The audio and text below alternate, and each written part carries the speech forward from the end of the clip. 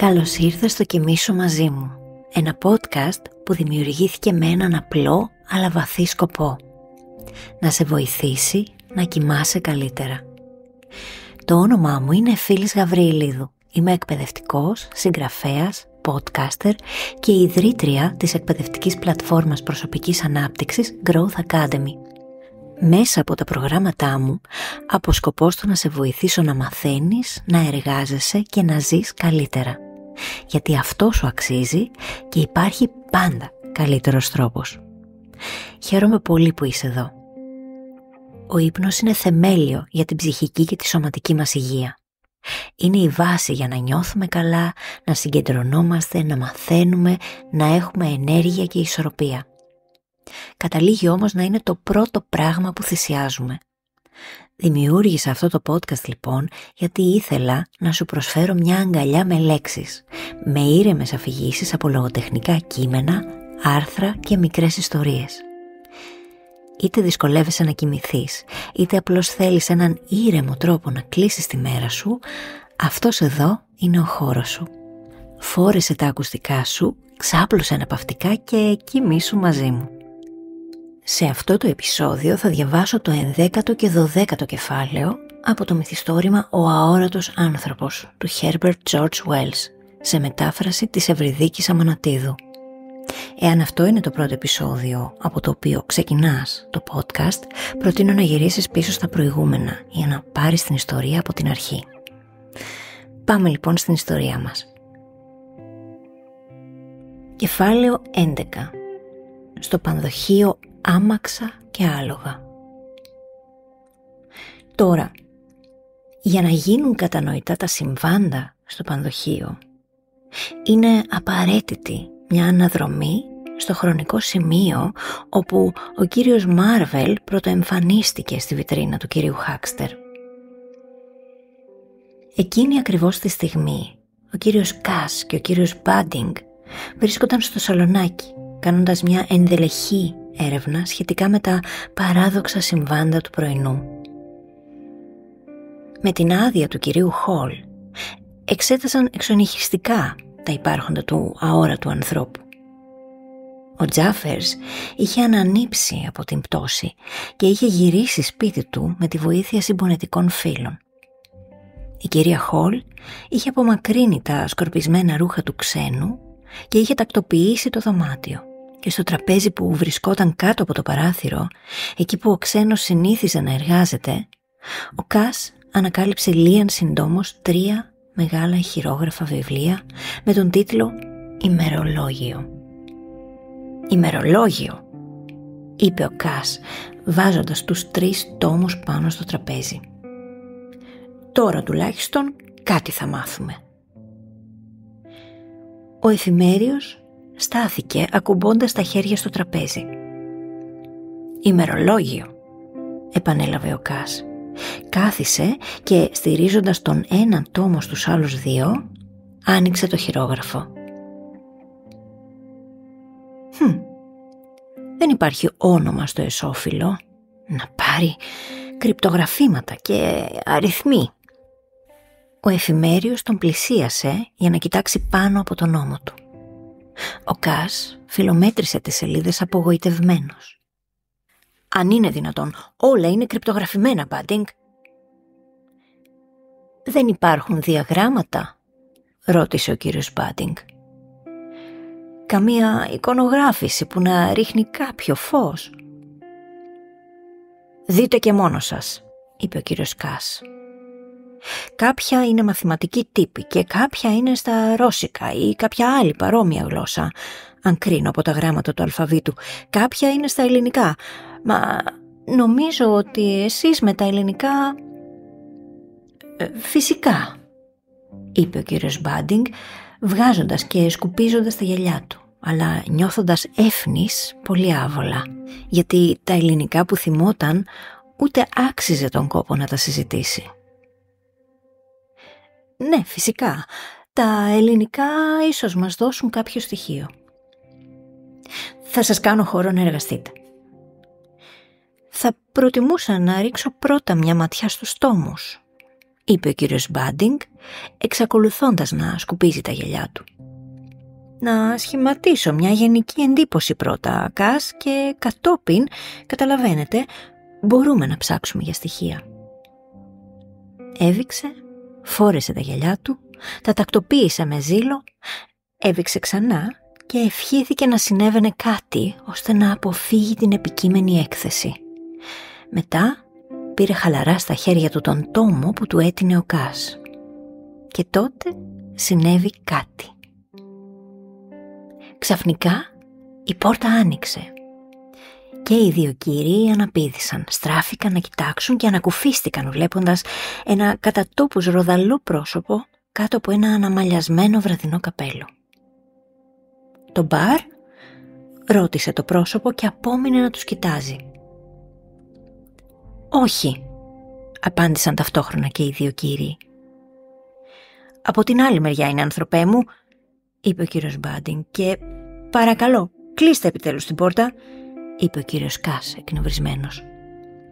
«Εντάξει», είπε ο εισβολέας με μια χαμηλή φωνή που ακούστηκε περίεργα διαφορετική από τη βραχνάδα της πρώτερης ερώτησης. «Αμέσως», είπε ο εισβολέας με την προηγούμενη φωνή. «Αβάρα», και εξαφανίστηκε κλείνοντας την πόρτα. «Μάλλον ναύτης», είπε ο κύριος Μπάντινγκ. «Διασκεδαστική τύπη. Άκου αβάρα. Υποθέτω ότι πρόκειται για ναυτικό όρο που αναφέρεται στην έξοδό του από το δωμάτιο». «Τολμώ να υποθέσω το ίδιο», είπε ο κύριος Κας. «Τα νεύρα μου έχουν λασκάρει σήμερα. Έτσι όπως άνοιξε την πόρτα σχεδόν τρόμαξα». Ο κύριος Μπάντινγκ χαμογέλασε, λες και δεν είχε τρομάξει κι εκείνος. «Και τώρα», είπε αναστενάζοντας, «ας γυρίσουμε στα βιβλία». Εκείνη τη στιγμή κάποιος ρουθούνησε. «Ένα είναι αναμφισβήτητο», είπε ο Μπάντινγκ, τραβώντας την καρέκλα του δίπλα του Κας. «Σίγουρα συνέβησαν κάποια πολύ παράξενα πράγματα στο Άιπινγκ τις τελευταίες μέρες. Πολύ παράξενα. Φυσικά δεν είναι δυνατόν να πιστέψω αυτή την παράλογη ιστορία της αορατότητας». «Είναι απίστευτο», είπε ο Κας. «Απίστευτο. Το γεγονός όμως είναι ότι είδα στα σίγουρα μέχρι μέσα το μανίκι του». «Μα είστε σίγουρος? Αν υπήρχε κάποιος καθρέφτης, για παράδειγμα, πολύ εύκολα δημιουργούνται παραισθήσεις. Δεν ξέρω αν έχετε δει ποτέ έναν αρκετά ικανό ταχυδακτυλουργό». «Δεν θα διαφωνήσω εκ νέου», είπε ο Κας. «Το συζητήσαμε διεξοδικά, Μπάντινγκ. Τώρα έχουμε αυτά τα βιβλία μπροστά μας». Να κάτι που νομίζω ότι είναι ελληνικά. Σίγουρα γράμματα του ελληνικού αλφαβήτου». Έδειξε στο μέσον της σελίδας. Ο κύριος Μπάντινγκ κοκκίνησε ελαφρά και πλησίασε το πρόσωπό του, σαν να του προκαλούσαν κάποια δυσκολία τα γυαλιά του. Ξαφνικά ένιωσε κάτι παράξενο στο σβέρκο του. Προσπάθησε να σηκώσει το κεφάλι του, συνάντησε όμως μια ανυπέρβλητη αντίσταση. Αυτό που ένιωθε ήταν μια περίεργη πίεση.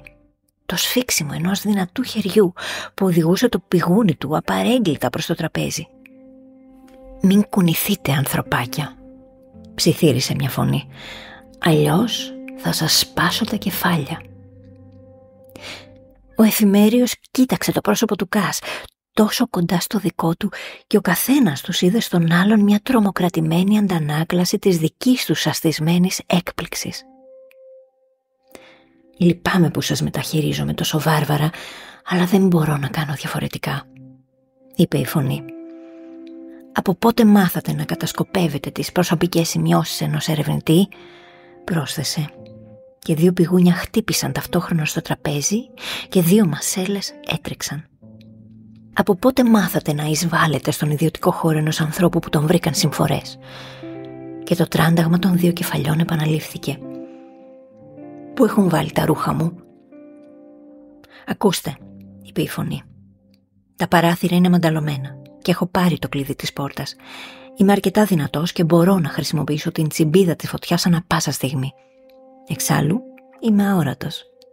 Δεν υπάρχει παραμικρή αμφιβολία ότι θα μπορούσα να σας σκοτώσω και τους δύο και να το σκάσω πολύ εύκολα αν το επιθυμούσα. Με καταλαβαίνετε?» «Ωραία λοιπόν. Αν σας αφήσω να φύγετε, μου υπόσχεστε πως δεν θα επιχειρήσετε καμιά ανοησία και πως θα κάνετε ό,τι σας πω?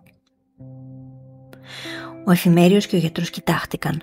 Ο γιατρός έκανε έναν μορφασμό. «Μάλιστα», είπε ο κύριος Μπάντινγκ και ο γιατρός το επανέλαβε. Τότε η πίεση στους λαιμούς τους χαλάρωσε και ο γιατρός με τον εφημέριο ανακάθισαν με κατακόκκινα πρόσωπα και στριφογυρίζοντας τα κεφάλια τους. «Παρακαλώ, καθίστε εκεί που είστε», είπε ο αόρατος άνθρωπος. «Έχω ακόμα την τσιμπίδα, όπως βλέπετε». «Όταν μπήκα στο δωμάτιο», συνέχισε ο αόρατος άνθρωπος, αφού έβαλε τη μύτη της τσιμπίδας κάτω από τη μύτη των επισκεπτών του, δεν περίμενα να το βρω κατηλημμένο και προσδοκούσα πέρα από τις σημειώσεις μου να βρω μια αλλαξιά ρούχα. «Πού είναι?» «Όχι, μη σηκώνεστε. Το βλέπω ότι τα έχουν εξαφανίσει».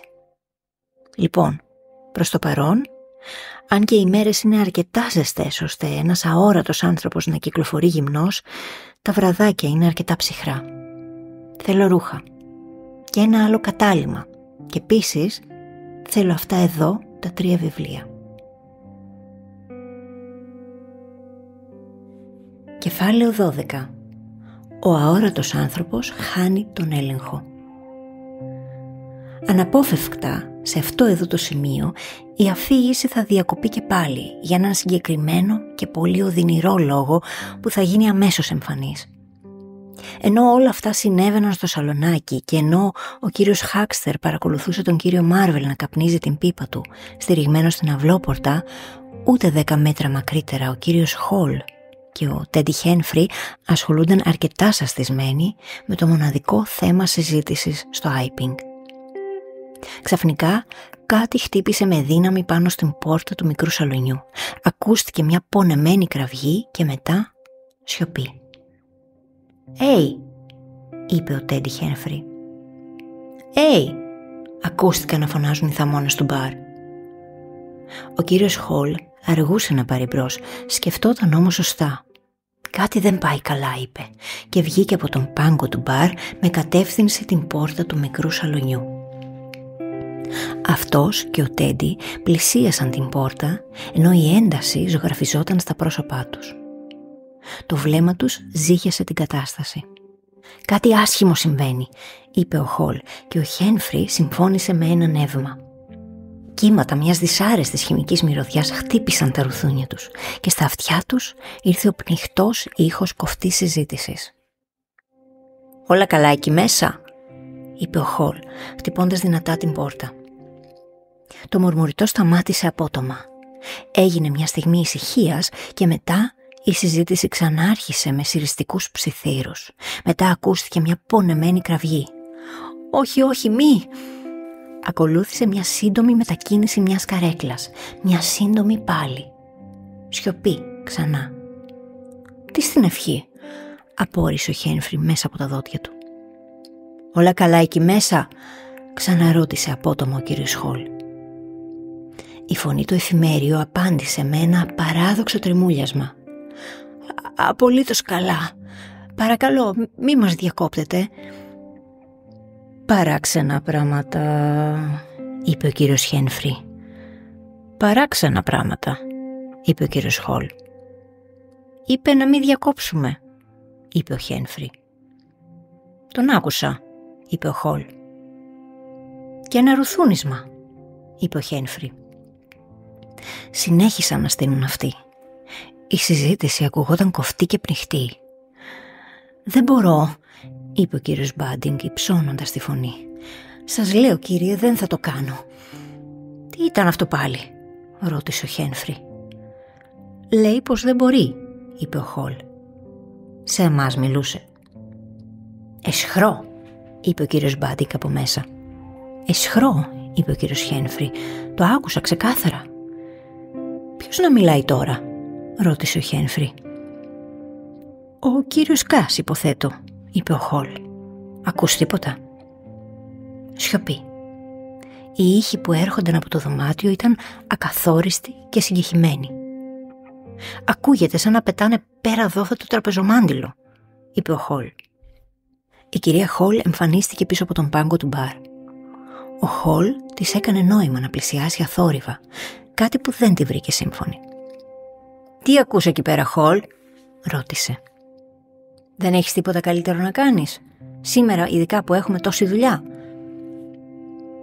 Ο Χολ προσπάθησε να της εξηγήσει με γκριμάτσες και παντομήμα. Η κυρία Χολ όμως ήταν αμετάπιστη. Ήψωσε τη φωνή της.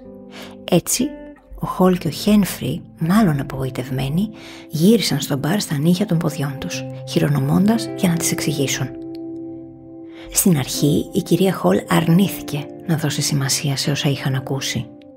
Μετά, επέμεινε να μην βγάλει τσιμουδιά ο Χολ, όσο ο Χένφρι της εξιστορούσε όσα είχαν γίνει. Η κυρία Χολ έτεινε στο να χαρακτηρίσει το όλο θέμα ανόητο. Ίσως απλά μετακινούσαν τα έπιπλα. «Τον άκουσα να λέει αισχρό, το άκουσα στα σίγουρα», είπε ο Χολ. «Κι εγώ το άκουσα, κυρία Χολ», είπε ο Χένφρι. «Λες και θα...» άρχισε να λέει η κυρία Χολ. «Σσσ», είπε ο κύριος Τέντι Χένφρι. «Το παράθυρο δεν είναι αυτό που άκουσα?» «Ποιο παράθυρο?» ρώτησε η κυρία Χολ. «Το παράθυρο στο σαλονάκι», είπε ο Χένφρι. Όλοι τους έστησαν αυτοί. Τα μάτια της κυρίας Χολ, εστιάζοντας ευθεία μπροστά, κοίταζαν χωρίς πραγματικά να βλέπουν την επιβλητική, μακρόστενη σκιά της πόρτας του πανδοχείου, τον φωτεινό, γεμάτο ζωή δρόμο και τη βιτρίνα του Χάκστερ να ψήνεται κάτω από τον ήλιο του Ιουνίου. Ξαφνικά η πόρτα του μαγαζιού άνοιξε και εμφανίστηκε ο Χάκστερ, με βλέμμα γεμάτο έξαψη και χειρονομώντας.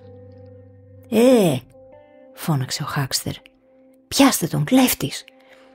Και αμέσως λοξοδρόμησε κατά την αυλόπορτα και σε λίγο εξαφανίστηκε προς τη δημοσιά. Ταυτόχρονα ακούστηκε αναταραχή από το σαλονάκι και ο ήχος παράθυρων που έκλειναν. Ο Χολ, ο Χένφρι και όλο το ανθρώπινο δυναμικό του μπαρ όρμησαν έξω σαν μια χαόδης μάζα.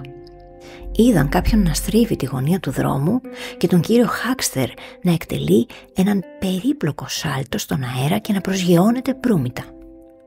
Από τους ανθρώπους που βρίσκονταν στον δρόμο, άλλοι έμειναν μαρμαρωμένοι από την έκπληξη και άλλοι άρχισαν να τρέχουν προς το μέρος τους. Ο κύριος Χάκστερ είχε μείνει με το στόμα ανοιχτό.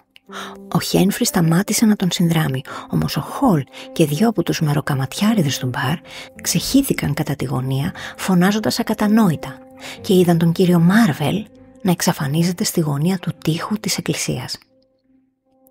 Ως φαίνεται είχαν καταλήξει στο απίθανο συμπέρασμα ότι αυτός ήταν ο αόρατος άνθρωπος που είχε γίνει ξαφνικά ορατός και έτσι τον πήραν αμέσως στο κατόπι. Όμως ο Χολ δεν είχε τρέξει ούτε 10 μέτρα όταν άφησε να του ξεφύγει μια δυνατή κραυγή έκπληξης και εκτοξεύτηκε στα πλάγια, συμπαρασύροντας στο έδαφος έναν από τους μεροκαματιάριδες, σαν επιθετικός στο ποδόσφαιρο.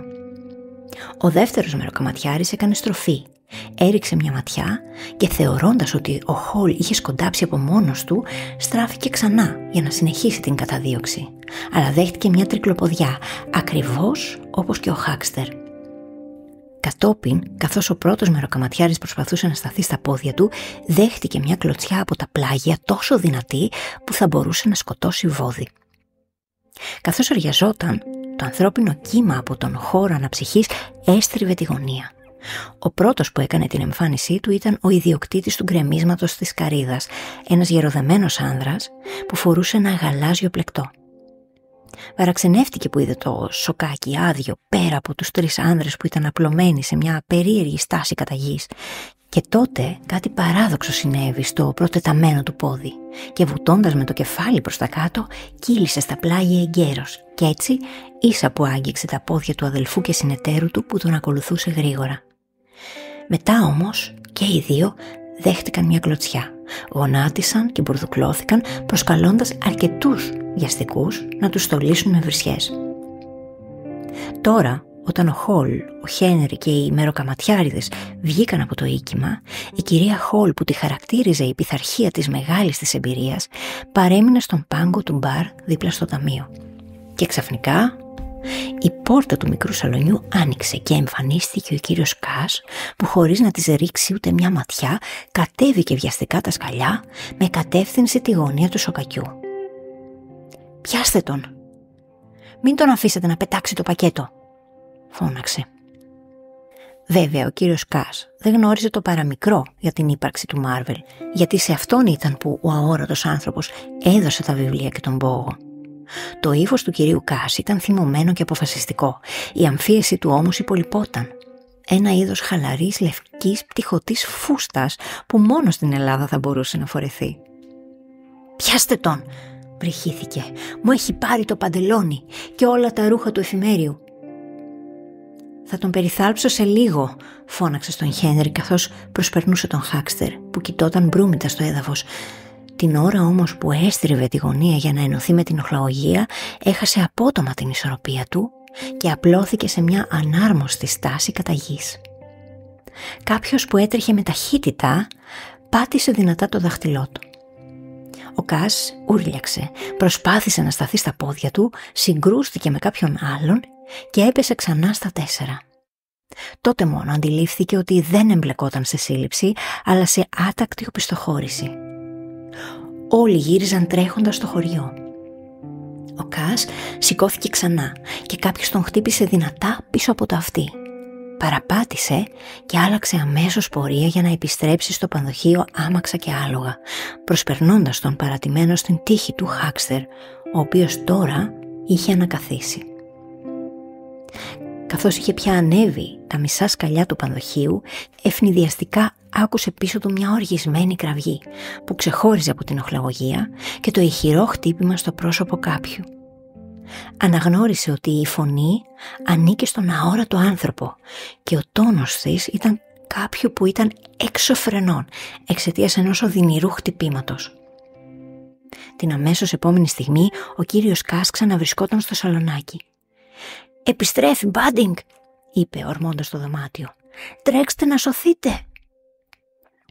Ο κύριος Μπάντινγκ στεκόταν στο παράθυρο προσπαθώντας να ντυθεί με το χαλάκι του τζακιού και την καζέτα του δυτικού Σάρεϊ. «Ποιος έρχεται?» ρώτησε και ήταν τόσο τρομαγμένος που το κοστούμι του λίγο έλειψε να καταρρεύσει. «Ο αόρατος άνθρωπος», είπε ο Κας και όρμησε προς το παράθυρο.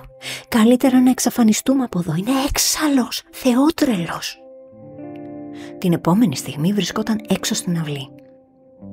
«Θέκε, κύριε», είπε ο κύριος Μπάντινγκ, διστάζοντας ανάμεσα σε δύο απέσιες επιλογές. Άκουσε μια τρομακτική πάλι στον διάδρομο του πανδοχείου και πήρε την απόφασή του. Βγήκε σκαρφαλώνοντας το παράθυρο, έστρωσε βιαστικά το κοστούμι του και ανηφόρησε τρέχοντας στο χωριό, όσο πιο γρήγορα μπορούσαν να πάνε τα παχουλά ποδαράκια του. Από τη στιγμή που ο αόρατος άνθρωπος ούρλιαξε έξαλλος και ο κύριος Μπάντινγκ πραγματοποίησε την αξιομνημόνευτη φυγή του στην ανηφόρα του χωριού, στάθηκε αδύνατον να υπάρξει μια διαδοχική απόδοση των γεγονότων στο Άιπινγκ.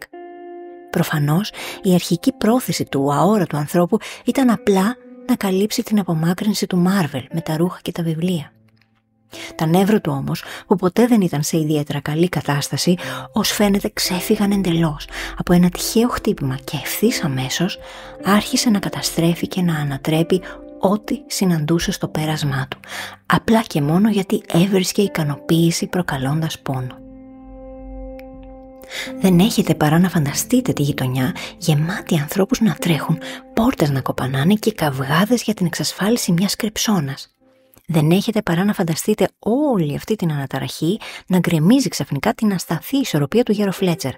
Εκείνη τη σανίδα πάνω στις δύο καρέκλες, με κατακλυσμιαία αποτελέσματα.